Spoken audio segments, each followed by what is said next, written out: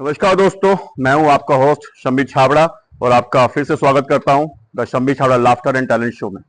और मैं आपको बता दूं कि शो को स्पॉन्सर किया है पिकल विकल अचार सीधा दादी की रसोई से, भागीरथ पब्लिक स्कूल संजय नगर गाजियाबाद और मां सरस्वती ट्रांसपोर्ट कंपनी गाजियाबाद। तो चलिए स्टार्ट करते हैं हमारी लाफ्टर राइड।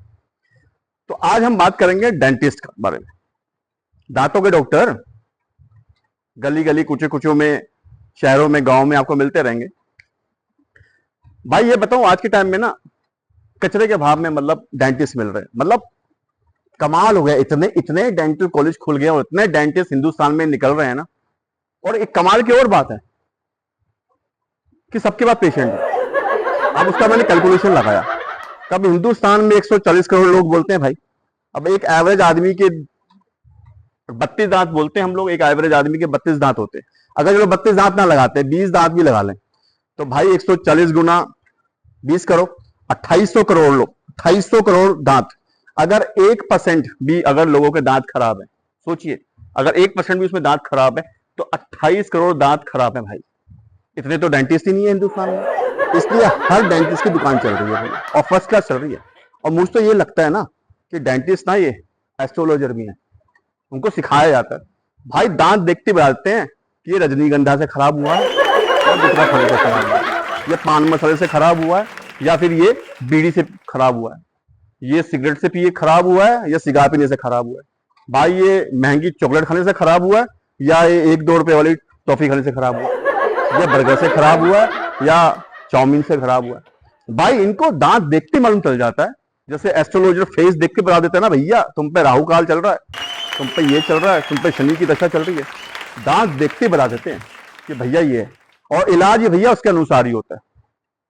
अमीर है महंगा इलाज, मिडिल क्लास है थोड़ा कम महंगा इलाज, गरीब है तो बेचारे सस्ते में निपटा देते हैं उनको भी, कि भैया हाँ देसी इलाज से इनको काम चलवा देते हैं, उनको पता पैसे तो आने नहीं वाला। तो भाई आज के टाइम में कमाल का है। और ये बताऊं, डेंटिस्टों की आज के टाइम में डिमांड बहुत है, कमाल की डिमांड है। अगर आप चले जाओ कनाडा और यूएस में, भाई साहब 6-6 महीने तक आपको वेटिंग लिस्ट में है। हमारा दांत का दर्द अगर दर्द है तो दर्द है, 6 महीने तक आपको डेंटिस्ट नहीं मिलेगा, इतनी डिमांड है, सोचिए। और वहां तो पॉपुलेशन भी कम है, इतनी है। मतलब डेंटिस्ट वाला कमाल है। मतलब एक चीज मैं बताऊं, हमारे हिंदुस्तान सोसाइटी में ना हम लोग डॉक्टर पता किसको बोलते हैं? डॉक्टर मतलब भगवान का रूप, भगवान मानते हैं। अपन लोग मानते हैं हार्ट वाले डॉक्टर को, हड्डियों वाले डॉक्टर को, जो बुखार देखता है एमबीबीएस डॉक्टर को, उसको हम लोग भगवान मानते हैं। डेंटिस्ट को थोड़ा कोई भगवान मानने को रेडी नहीं है, तो भगवान नहीं मानता डेंटिस्ट को।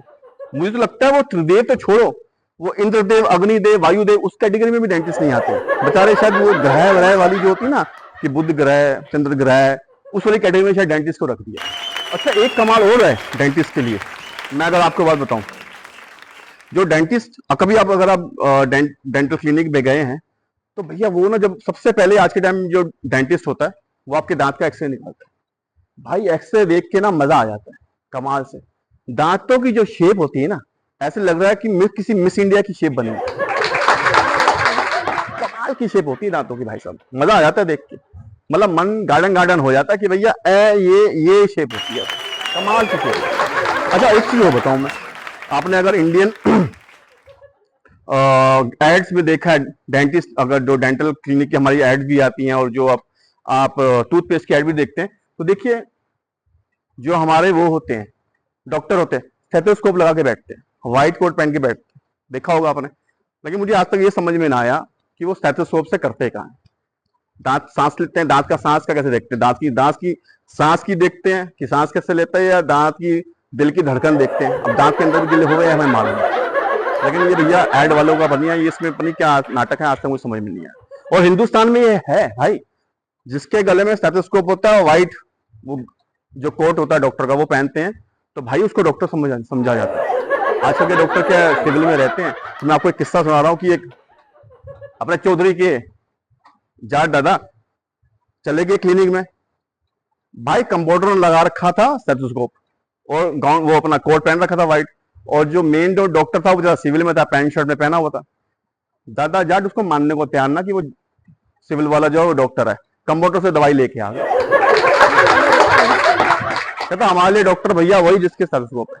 मुझे लग रहा है इस चक्कर में डॉक्टर एसोसिएशन ने डिसाइड किया होगा कि भैया हर डॉक्टर चाहे डेंटिस्ट है स्टेथोस्कोप और अपना व्हाइट कोट बना के पहन के रखो भाई, तभी तुम्हें इज्जत मिलेगी, ये तो इज्जत ना मिलने का।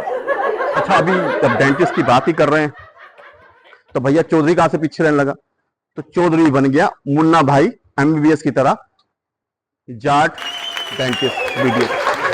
और जाट को ना ये चीज बहुत खली थी, जाट के इसके पीछे बनने के पीछे एक साइकोलॉजी है कि डेंटिस्टों को वो जो इज्जत है वो क्यों नहीं मिलती जो एमबीबीएस बीडीएस उनको मिलती है। कहता उसका भैया दिल में लग गई, कहता मैं भैया इज्जत वापस लेके आऊंगा। तो भाई पता नहीं कितनी मेहनत करवाई उसने, कितनी मेहनत करवाई अपने आसपास के स्टूडेंट से ताकि वो बीडीएस में डेंटिस्ट बन सके। पूरा मुन्ना भाई एमबीबीएस की तरह बंदे ने कमाल कर दिया उसने। और उसका ये था, उसने इंसानों के दांतों छोड़ो, उसने जानवरों का जो दांत हो उस पर ज्यादा रिसर्च किया। और उसका मेन मानना था कि भैया दवाइयों से नहीं, देसी तरीकों से मैं दांतों को ठीक करूंगा। और भाई ने क्लिनिक खोली, रंगीले जाट की चमकीली डेंटल क्लिनिक। रंगीले जाट की चमकीली डेंटल क्लिनिक। और भाई नाम ही अतरंगी, डॉक्टर खुद अतरंगी। तो भाई पेशेंट तो है, पेशेंट इतने हैं। एक पेशेंट आ गया भाई के पास, कहता डॉक्टर साहब दांत में ना कीड़ा लग गया। कहता अच्छा, कीड़ा कैसे घूम गया अंदर? कहता मैंने ना पता, कीड़ा लग गया। कहता अच्छा फिर इधर आ।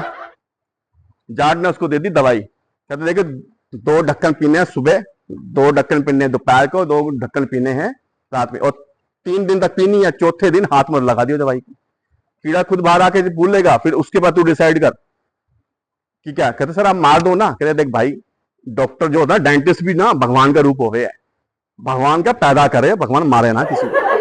तो हम ना हिंसावादी ना, आगे कीड़े के साथ क्या करना है तू करियो भाई, लेकिन 2 ढक्कन सुबह, 2 ढक्कन दोपहर में और 2 ढक्कन रात में पीनी है तुमने।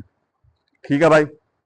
मरीज चला गया भैया, वो दवाई लिया, 2 ढक्कन सुबह, 2 ढक्कन शाम में, 2 ढक्कन अपना रात में। तीसरे दिन तक उसने पिया, चौथे दिन उसने बंद कर दिया। भाई यकीन ना मारोगे, चौथे दिन कीड़ा बाहर आके बोला आज के हो यार, बीमार है के दवाई तो दे, दवाई खत्म होगी। कहते ना दवाई ना खत्म हुई, तन्ने बाहर आने का इलाज कर रहा था मैं। भाई साहब कीड़े को बाहर निकाला, बाहर फेंक दिया उसने। अब वो बहुत रेकी और रिसर्च के बाद मालूम चला कि जो दवाई थी उसने रम दे दी थी, मतलब बेवड़ा बना दिया उसने कीड़े को। तो ये देसी तरीके से भाई साहब बंदा इलाज करे। अब बंदे का नाम हो गया भाई कि भैया एक ऐसा है डेंटिस्ट आया जो देसी तरीके से इलाज करता है। भाई उसके पास आ गया एक बंदा, एक और पेशेंट आया।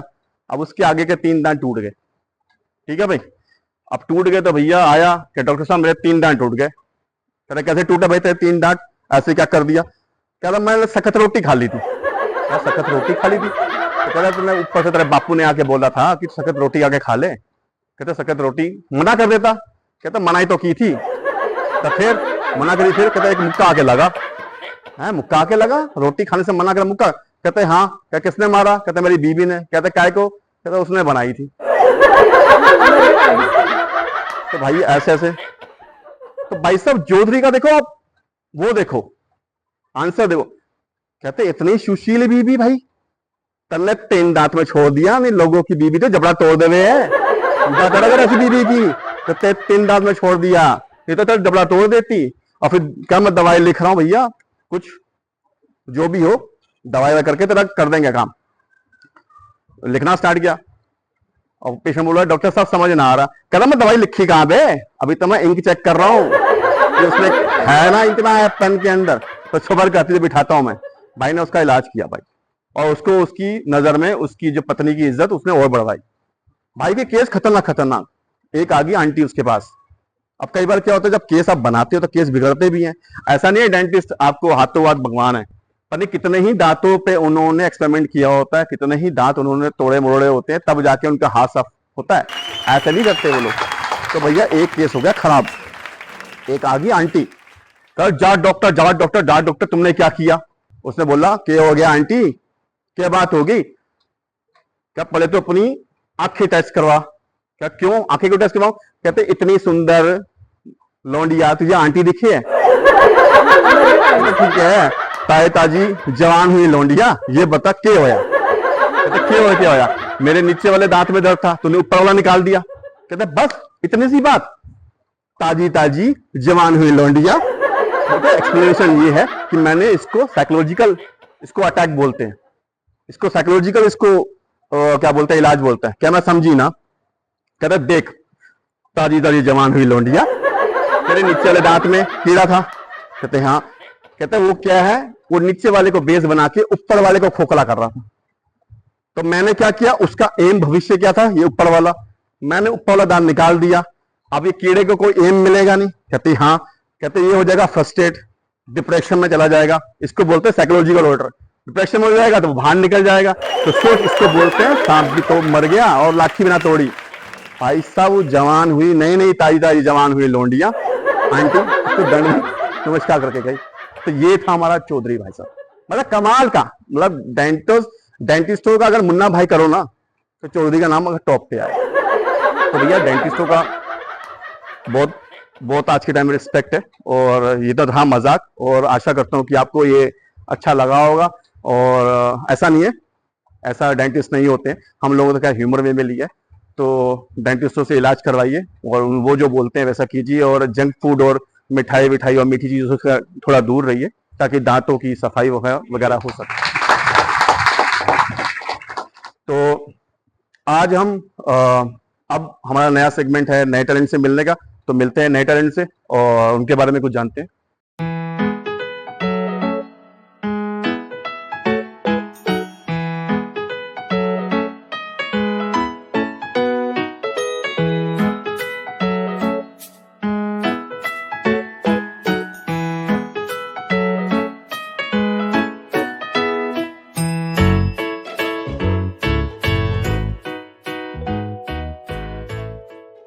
और मिलते हैं डॉक्टर विश्वदीप जी से, साहिबाबाद, गाजियाबाद, उत्तर प्रदेश में। आइए उनसे मुलाकात कर। कैसे डॉक्टर साहब? आई एम वेल, आप सुनाइए कैसे हैं? ठीक है, फर्स्ट क्लास। कैसा लग रहा है आपको इस शो में आके? वेरी नाइस, बहुत अच्छा लग रहा है, वेरी एक्साइटेड। तो सर आप एक डेंटिस्ट हैं, तो बताइए हम अगर आपके पास में जाएं तो लोग एमबीबीएस बनते हैं, ऑर्थो सर्जन बनते हैं, हड्डियों के डॉक्टर बनते हैं, कुछ कार्डियोलॉजिस्ट बनते हैं, और जहां तक मुझे मालूम है आपके पेरेंट्स दोनों गवर्नमेंट सर्वेंट है। तो आप एकदम डेंटिस्ट, मतलब एक कुछ बताइए। किसी को तो डेंटिस्ट भी बनना है ना? बिल्कुल बिल्कुल बिल्कुल बिल्कुल बिल्कुल, ये भी पार्ट ऑफ द बॉडी बिल्कुल है। बिल्कुल बिल्कुल। बाकी जर्नी की अगर बात करें तो ये जर्नी 1995 में, जब मैं एक बायोलॉजी का स्टूडेंट होता था, जी जी 12th क्लास में, जी, तो बायोलॉजी के स्टूडेंट का फर्स्ट ड्रीम ऑब्वियसली एक मेडिकल फील्ड या एमबीबीएस में जाने का ही जी होता है। जी जी, और उस समय कंपटीशन बहुत टफ था, जी। आज की डेट में भी है टफ, उतना इजी तो नहीं है, बट जी। स्टिल उन डेज में इट वाज रियली डिफिकल्ट। जी जी, तो डेंटिस्ट्री में ही एडमिशन मिला 2 साल ट्राई करने के बाद, जी और मल्टीपल एग्जाम्स भी दिए उसके लिए। जी, अब तो जी। एक कॉमन एंट्रेंस होता है, जी तो उसमें I got admission in Manipal.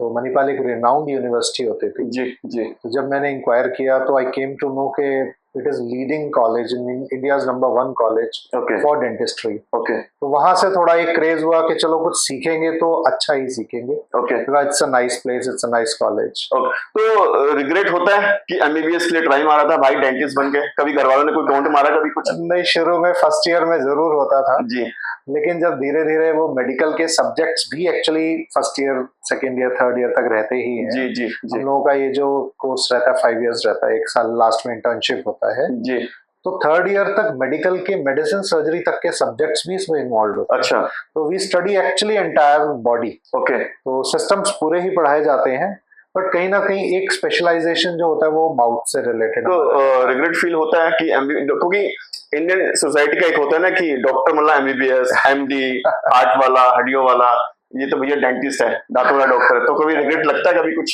First second year तक लगता था, ओके, बट थर्ड ईयर में जब हम लोग पेशेंट एक्सपोजर हमें मिला, जी थर्ड ईयर से पेशेंट ट्रेनिंग स्टार्ट हो जाती है, जी, प्रॉपर जी। Patient training. उससे जी। पहले हम लोग मॉडल्स पे वर्क जी करते हैं। जी तो जब थर्ड ईयर से पेशेंट टच आ जाता है, पेशेंट से हम कम्युनिकेट करते हैं, जी, एंड वी लिटरली सी कि वो इतने पेन में आ रहा है, और जब वापस जाता है with a smile, thank you बोलता हुआ, that is the actual income. वो सीवियर पेन, और किसी ने सही कहा है कि किडनी स्टोन का पेन बड़ा सीवियर होता है, उसके बाद अगर कोई पेन आता है तो वो डेंटल पेन आता है। तो नहीं, बात बिल्कुल सही है, क्योंकि मेरा भी, मैं बताऊं कि मेरा भी इलाज इन्होंने किया है। और अच्छा ये बताइए कि बीइंग ए डेंटिस्ट, जब आपके पास अलग अलग टाइप के पेशेंट्स आते हैं दांतों के लिए, तो सबसे ज्यादा जो मेजर समस्या जो प्रॉब्लम आती है आपकी, मुझे एक डेंटिस्ट के लिए आती है, वो क्या आती है बेसिकली जो डेंटिस्ट के लिए सबसे मेजर समस्या आती है वो है ब्लीडिंग गम्स। अच्छा। ये इतना कॉमन है, लोग ब्रश करते हैं और ब्रश करते हुए उसी टाइम जो है ना ब्लीडिंग गम्स फील करते हैं कि ब्लड आ रहा है, जैसे स्पिट कर रहे हैं जब टूथपेस्ट को, और ये इतना कॉमन है। That is actually the initial stage of pyorrhoea. Okay. अब पायरिया में क्या होता है, गम्स का फूलना जिसके कारण के बोन लॉस होता है, ओके, दांतों के बीच में गैप्स आ जाते हैं, ओके, माउथ का हाइजीन पुअर रहता है, बैड ब्रेथ का प्रॉब्लम। ओके।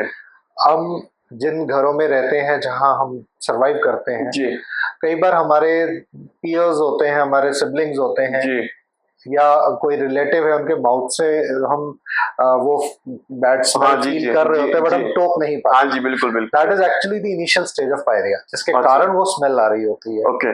उसके अलावा फिर सेकेंडली जो बहुत मेजर प्रॉब्लम है, कैविटीज की प्रॉब्लम तो है ही, और एक प्रॉब्लम मैं जरूर कोट करना चाहूंगा जो कि छोटे बच्चों में बहुत ज्यादा है। छोटे बच्चों में हम लोग जब बच्चा छोटा होता है तो उसे बॉटल फीडिंग देते हैं। जी जी। बॉटल फीडिंग के कारण नर्सिंग केरीज हो जाती है। ओके।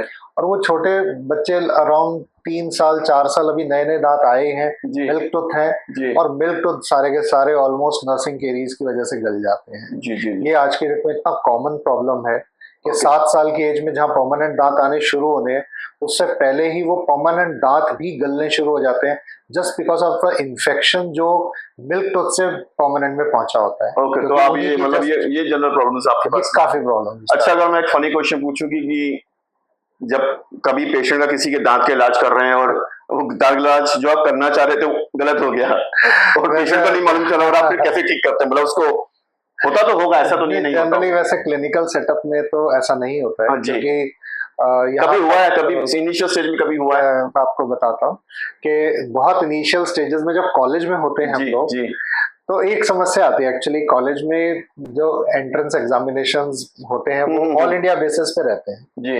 अब जैसे मैं नॉर्थ इंडिया से हूँ, मेरा एडमिशन मणिपाल मैंगलोर कर्नाटका में हुआ, तो कन्नड़ा अब मैंने अगर पेशेंट से कम्युनिकेट करना है और कोई मीडिएटर नहीं है, ट्रांसलेटर नहीं है, तो वहां पे ये होगा कि आई विल आस्क समवन कि यार ट्रांसलेट कर दो जी। अब वो ट्रांसलेटर अवेलेबल नहीं है और डायरेक्ट पेशेंट से जब हम कम्युनिकेट कर रहे हैं और पेशेंट जो बताना चाह रहा है वो आपको समझ में नहीं आया तो वो आया तो शायद किसी और काम के लिए, पर हम ट्रीट कुछ और कर रहे हो। क्योंकि प्रॉब्लम्स तो माउथ में ऑब्वियसली ट्रीट प्रॉब्लम को ही कर रहे होते हैं जी, एक हेल्दी टूथ को तो नहीं कर रहे होते, बट कई बार ऐसा हो जाता है कि शायद वो बता कुछ और रहा है और हम समझ कुछ रहे हैं, तो ये कॉलेजेस की थोड़ी प्रॉब्लम है। बट लेकिन जब एक इंटर्नशिप का फेज होता है, उसके बाद में प्रैक्टिस में आते हैं, तो इतने number of patients, multiple patients कर चुके होते हैं, फिर आज की डेट में डायग्नोस्टिक टूल्स बहुत अच्छे हैं। तो एक्सरेज, इतने सुपर फाइन एक्सरेज हैं कंप्यूटर से, उनका सॉफ्टवेयर होता है, 3 डायमेंशनल स्कैन्स अवेलेबल हैं और फुल माउथ एक साथ देखा जा सकता है, तो इसलिए एरर्स होने बहुत ही कम है, रेयर। अच्छा, कभी कोई सपने में कोई पेशेंट आया है? सपने में तो बहुत पेशेंट आते हैं एक्चुअली। जैसे मैं आपको उसका एक एग्जांपल भी देता हूँ कि कई बार ऐसा होता है कि जैसे रात में 8 बजे 7 बजे जब हम लोगों का वाइंड अप का टाइम होता है जी, उस समय जनरली हम लोग दांत नहीं निकालते हैं, टूथ नहीं निकालते हैं, क्योंकि टूथ एक्सट्रैक्शन या सर्जरी के साथ एक बहुत ही बड़ा साइड इफेक्ट है कि ब्लीडिंग कई बार नहीं रुकती है 3-4 घंटे के लिए। अब पेशेंट घर गया, आपको रात को 2 बजे कॉल कर रहा है कि मेरी ब्लीडिंग नहीं रुक रही है, अब कैसे भी रोको, तो that is the nightmare for dentist के उस टाइम रात को 2 बजे आना, उसको सूचर करना। तो हम प्रेफरेबली अब उसका भी इलाज हमने ढूंढ लिया कि दिन में ही करें, अगर चलो कुछ भी इश्यूज है तो शाम तक रिजॉल्व हो जाए।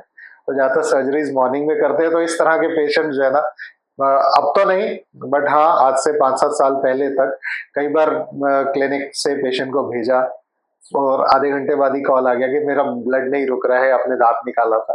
तो वो फिर पूरी रात हम लोगों को जो है ना वो बेचैनी रहती है, जब तक वो पेशेंट ना सो जाए हम सो नहीं पाते। अच्छा, मुझे बताइए, मैं जब आपकी क्लिनिक में आया तो मुझे यही मालूम चला कि आपका कुछ स्किन से रिलेटेड भी कुछ आप लोगों ने सेंटर्स में, इसी में आशीर्वाद डेंटल में चालू किया है, कॉस्मेटिक समथिंग कुछ का, तो उसके बारे में कुछ हमारी ऑडियंस को बताइए।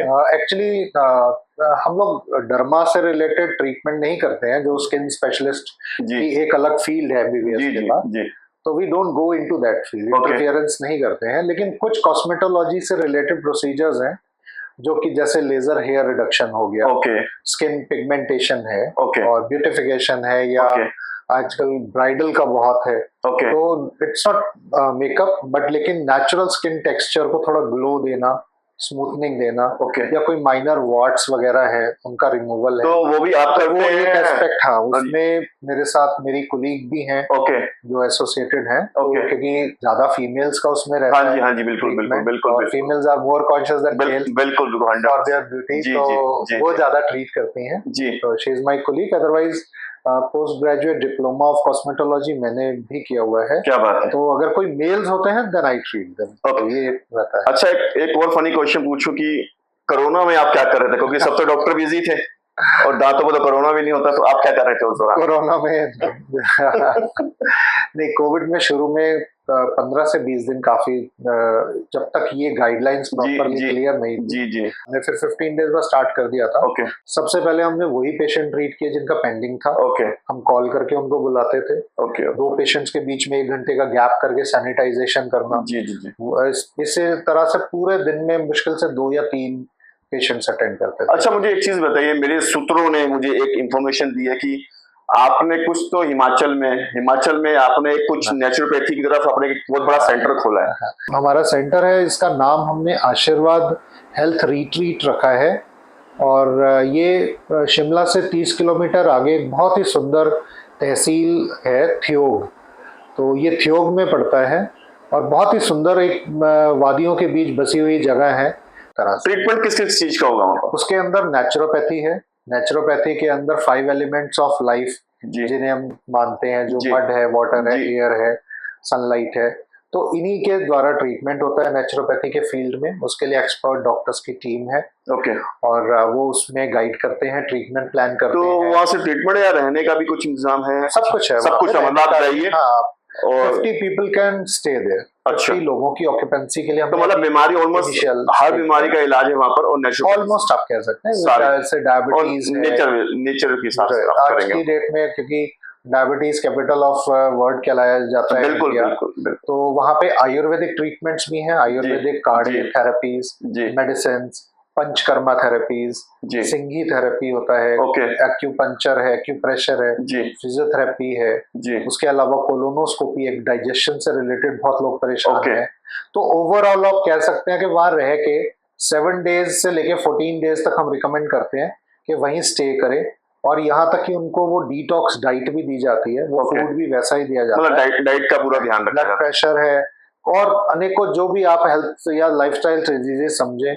ठीक है, तो ये कब से मतलब ओपन हो गया या अभी स्टार्ट होने वाला है? नहीं, अभी हम फिनिशिंग स्टेज पे हैं, और लगभग कंस्ट्रक्शन वर्क हमारा पूरा होने वाला है। तो आपके सबसे कब तक एक्सपेक्टेड डेट कुछ आप कह सकते हैं? कुछ जनरली जो फुटफॉल हिल्स में रहता है वो ज्यादातर हॉलीडे सीजन में रहता है, तो by the end of this year हम इसको लॉन्च कर देंगे। मतलब नवंबर दिसंबर के आसपास? हाँ, I think by the maximum in a new year probably we'll be opening on 1st January or something। तो दिसंबर जनवरी में आप जाइए और वहाँ पे इलाज करवाइए। चलिए बैक टू आपके डेंटल क्लिनिक पे आते हैं।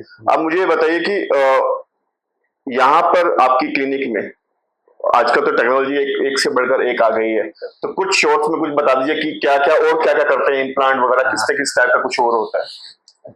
डेफिनेटली डेंटिस्ट्री ने जो पिछले 10 साल में चेंजेस देखे हैं वो इतने कमाल के चेंजेस हैं, कहीं ना कहीं ऐसा लगता है कि ये एक आर्ट भी है, साइंस भी है, इंजीनियरिंग भी है, मेटलर्जी भी हम लोग पढ़ते हैं, और यहाँ तक कि अब कंप्यूटर का जो एआई का जमाना आ गया, तो एआई भी इसमें इनकॉर्पोरेट हो गया। CAD-cam technology, computer aided designing and machining, तो बहुत ही सारी इनोवेशंस आ गई हैं, जिनके कारण हम जो रिजल्ट 7 से 10 साल पहले पेशेंट को दे पाते थे उसके मुकाबले 200% हम लोग बेटर रिजल्ट दे पाते हैं।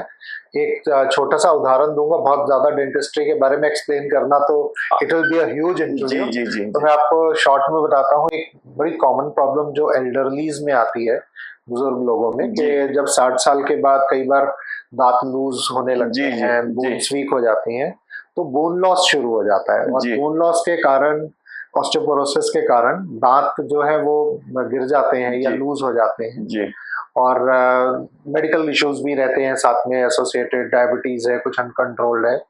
तो एनीवेज जो भी रीजन रहे, लेकिन बोन लॉस जहाँ हो जाता है वहाँ डेंचर्स भी नहीं लगा पाते। ओके। एक्सटेंसिव बोन लॉस में डेंचर्स रुकते नहीं है, they will be loose. Okay. और जो ट्रेडिशनल था वो वैक्यूम बेस्ड डेंचर्स होते थे, उसके लिए बोन हाइट होनी जरूरी होती थी। तो जब इम्प्लांट का इनोवेशन हुआ तो शायद किसी ने इस तरह से सोचा भी नहीं होगा कि वो इतना, इस तरह के जो पेशेंट्स हैं उनके लिए ये एक सौगात के रूप में है। जहाँ एक्सटेंसिव बोन लॉस है वहाँ 2 से 4 इम्प्लांट्स लगा के भी हम ऐसे डेंचर्स दे सकते हैं कि पेशेंट सब कुछ खा पाता है उससे। Okay. Just 2 to 4 implants for a jaw, और एंटायर जॉ आप उस पर टिका सकते हैं। लॉक हो जाता है वो जॉज के साथ और ग्रिप ले लेता है and it works very fine. और ऐसे तो ये डॉक्टर साहब जो बोल रहे हैं, जो बुढ़े लोगों के लिए बता रहे हैं, मैं तो कहूँ जवान और बच्चे भी, अगर दांत टूट जाए तो आप वो गुस्सा मत होइए, नाराज मत होइए, डॉक्टर साहब के पास आइए और इनके पास हर दांत का इलाज है। मैं बोलूंगा हर मर्ज छोड़िए, हर दांत का इलाज है। अब तो हर मर्ज का भी इलाज है क्योंकि इन्होंने नेचुरोपैथी वहां पे खोल दी है। तो डॉक्टर साहब अगर आप हमारी ऑडियंस को तीत से रिलेटेड कुछ एक एडवाइस देना चाहें। अच्छा, मैं एक क्वेश्चन पूछना भूल गया कि आप सोशल वर्क भी बहुत करते हैं, मैंने सुना है आप ब्लड डोनेशन कैंप्स में जाते हैं, आप जो दूसरे कैंप्स लगते हैं डेंटिस्ट के, आप उसमें भी जाते हैं, आप मतलब करते रहते हैं, सफाई अभियान में भी जाते हैं। तो ये कैसे मतलब? एक्चुअली मैं जिस मिशन से एसोसिएटेड हूँ जी, संत निरंकारी मिशन, हाँ बहुत सुना है जी, बहुत सुना है। तो वो हमेशा इस तरह के सोशल वर्क और सोशल कॉज में आगे रहते हैं। ओके। तो जहाँ भी हमारा ब्लड डोनेशन कैंप तो हर सेक्टर, हर एरियाज में ईयरली वंस रहता ही है। जी। तो वर्ल्ड रिकॉर्ड डोनर है संत निरंकारी मिशन के फॉलोअर्स, और लाखों यूनिट्स अब तक डोनेट हो चुके हैं। एग्जैक्ट नंबर मेरे पास नहीं है अवेलेबल, बट जब तक मुझे मालूम है इट वाज इन लैक्स। जी जी। और उसके अलावा कई रेलवे स्टेशंस को अडॉप्ट किया हुआ है, जी जी, कई पार्क्स को अडॉप्ट किया हुआ है, वो ट्री प्लांटेशन ड्राइव्स होती हैं हमारी। तो इस तरह के ये सारे वर्क, और तो उसमें आप पार्टिसिपेट करते हैं? हाँ, ये मैं मेरे ग्रैंड पेरेंट्स के समय से हम इस मिशन से एसोसिएटेड है, just after partition when we came to India. जी जी। तो वहां से एक लंबी जर्नी इस मिशन के साथ रही है, और इस मिशन ने बड़े बड़े इस तरह के काम किए हैं, सोशल वर्क। तो आप उनके, तो हम लोग जुड़े हैं, उनके साथ आप करते रहते हैं? हाँ, उसमें हेल्थ चेकअप कैंप्स भी रहते हैं, डेंटल चेकअप्स भी रहते हैं, सभी चीजें रहती हैं। ठीक है जी। तो आप हमारी ऑडियंस को अगर एक टिप देना चाहें जिससे उनके दांत खराब ना हो, वैसे आपके बिजनेस में मैं चोट मार रहा हूँ लेकिन तब भी एक ऐसी बच्चों के लिए कुछ भी एक ऐसी चीज जो वो करें जिससे उनकी दांतों में मतलब खराब ना हो जल्दी, कि आप जो खाना चाहें खाइए, अपनी हेल्थ के अकॉर्डिंग जो आपको सूट करे। जी। अपने बच्चों को भी खाने दीजिए, रोकना जरूरी नहीं है कि आप रेस्ट्रिक्ट करें, क्योंकि ये एज है उनके खाने की, खेलने की। बट एक आदत उनको डाल दीजिए कि 2 बार ब्रशिंग उनको जरूर कराइए। उसके अलावा साल में 1 बार, ज्यादा नहीं, साल में 1 बार चेकअप और स्केलिंग हमारा एक प्रोसीजर होता है जिसमें अल्ट्रासोनिक साउंड वेव्स होती हैं जी। उससे पेशेंट बहुत डरते हैं, कई लोगों को ऐसा फोबिया है कि शायद दांत हिल जाएंगी जी जी। बट एक्चुअली वो अल्ट्रासोनिक साउंड वेव्स है, दे आर टोटली सेफ। तो साल में 1 बार स्केलिंग कराएं, साल में 1 बार अपना चेकअप कराएं, बल्कि एंटायर बॉडी चेकअप कराएं जी। 2 टाइम ब्रश करें, that is enough to keep your teeth. और हमारे जो ये शो को देखते हैं तो हमारे लिए कुछ ऑडियंस से कुछ कहना चाहेंगे? आई एम ग्लैड, मैं ये शो ऑलरेडी रेगुलरली फॉलो करता रहता हूँ, और इसमें अनेकों मैंने ऐसे टॉक्स देखी हैं जो वाकई काफ़ी इंस्पायरिंग रही हैं। कितना एक हंसते खेलते एक बहुत ही डीप थॉट्स जो है वो इस शो में हमें समझ आ जाते हैं। तो इट इज़ रियली अप्रिशिएटिंग और रियली एक मोटिवेटिंग ये शो मुझे लगता है, और इसके लिए मैं शम्मी जी आपका बहुत बहुत शुक्रिया अदा करता हूँ कि आपने इस शो में मुझे बुलाया। I'm really thankful to you. Thank you so much doctor साहब, आपने इतनी अच्छी एडवाइस दी और हमारे शो के लिए बोला और आप इस शो में आए, थैंक यू सो मच। तो ये थे डॉक्टर साहब, और आप इनके सेंटर में न्यू ईयर पे जाइए और टूरिज्म को भी फैलाइए, टूरिज्म का भी मजा लीजिए और नेचुरोपैथी का भी मजा लीजिए और अपना इलाज करवाइए। और साहिबाबाद सेक्टर 5 में इनकी क्लिनिक है, डेंटल क्लिनिक, और कॉस्मेटिक का भी है, तो इलाज करवाइए और जैसे डॉक्टर साहब ने बोला और जो उन्होंने टिप दी है तो उसको भी फॉलो कीजिए। तो मिलते हैं एक नए एपिसोड में एक नए टैलेंट के साथ में, तब तक देखते रहिए the Shammi Chhabra laughter and talent show. तब तक के लिए सायोनारा, चाओ, टेक केयर, बाय बाय। तो ये थे हमारे नए टैलेंट जिनके बारे में आपने जाना, पहचाना, और अब चलते हैं हमारे नेक्स्ट सेगमेंट हेल्थ टिप के ऊपर।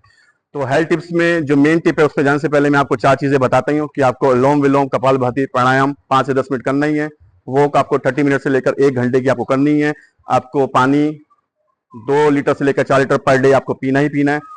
कलौंजी और मेथी दाना का आपको जो मैंने पानी बोला है वो आपको 3 गिलास डेली में पीना ही पीना है, और सफेद नमक से आप दूर रहिए। तो आज की हमारी हेल्थ टिप है दांतों के ऊपर ही। और दांतों को मैं आपको बताऊं कि जो केला होता है, थोड़ा सा केला लीजिए, उसको मैश कर दीजिए, और मैश करके वो एक हल्का सा पेस्ट जैसा बन जाएगा। तो या तो उंगली से या फिर आप अपने ब्रश से उसको सुबह और शाम पेस्ट कीजिए। बेस्ट टूथपेस्ट है बता रहा हूं मैं आपको। जो केले को थोड़ा सा केला पीस लीजिए, उसको मैश कर लीजिए। और एक मैं आपको मंजन बता रहा हूं जो घर पे बन जाता है। सरसों का तेल लीजिए, उसमें आप थोड़ा सा काला नमक या सेंधा नमक डाल लीजिए, और साथ में आप चुटकी भर आप हल्दी मिला लीजिए। एक पेस्ट बन जाएगा। उसको आप अपने ब्रश से या उंगली से सुबह और रात में कीजिए। मैं आपको बता रहा हूं, आपके ना दांतों में कीड़ा लगेगा, ना दांतों में दर्द होगा, और आपके जो दांत हैं वो चमकते रहेंगे। दूसरा, अगर आपको यूज करना है तो दातुन यूज कीजिए। आपका नीम का आता है, बबूल का आता है, आप अर्जुन की पेड़ का यूज कर सकते हैं, अमरूद का कर सकते हैं आप, लेकिन ज्यादातर लोग नीम का करते हैं। तो नीम का दातुन आप यूज कर सकते हैं। उससे आपका दांत चमकते रहते हैं, स्ट्रांग होते हैं दांत, और दांत में कीड़ा नहीं लगता है। अगर आपके दांतों में दर्द हो रहा है तो फिटकरी लीजिए, पानी लीजिए, उसको थोड़ा सा बॉईल कीजिए, गर्म कीजिए। जब वो थोड़ा वार्म हो जाए, थोड़ा मतलब कोसा हो जाए, थोड़ा गुनगुना हो जाए, तो उससे गार्गल कर लीजिए। तो आपके जो दांत में जो दर्द होता है उसमें आराम मिलता है।